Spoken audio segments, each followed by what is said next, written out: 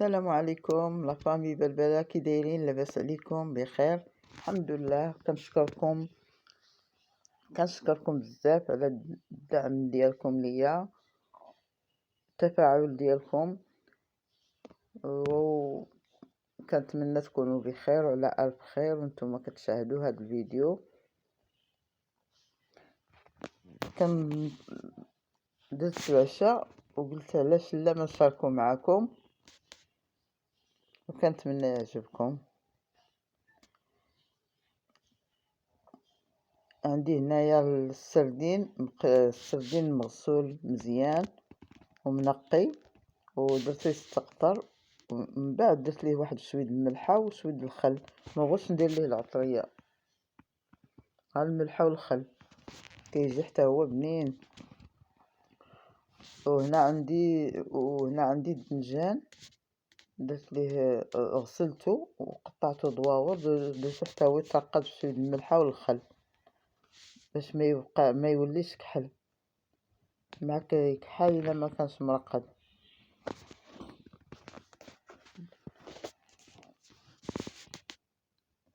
ومن بعد خديت فلفله وقطعت حتى هي وغسلتها مزيان وقطعتها دواور، درت عليها واحد شويه الملحه وخليتها باش نقضيها. وهنا عندي مطيشه غسلتها، وبصيله غادي نقطعهم، غادي نقيهم ونغسلهم وندير فيهم الشلاضه مع واحد الخياره والخس وصافي، وندير لهم العطريه ديال الشلاضه.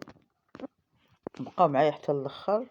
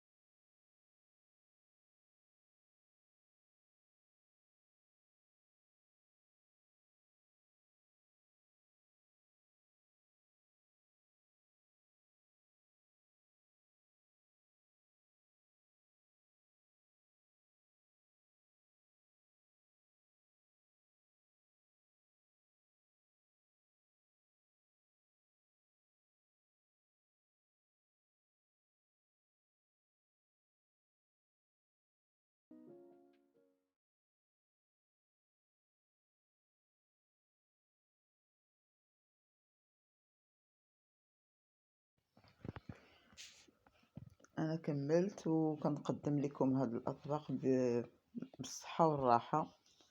كنتمنى اللي ما دار ابوني يدير ابوني، واللي ما دار تعليق يدير تعليق. يلا خليتكم على خير،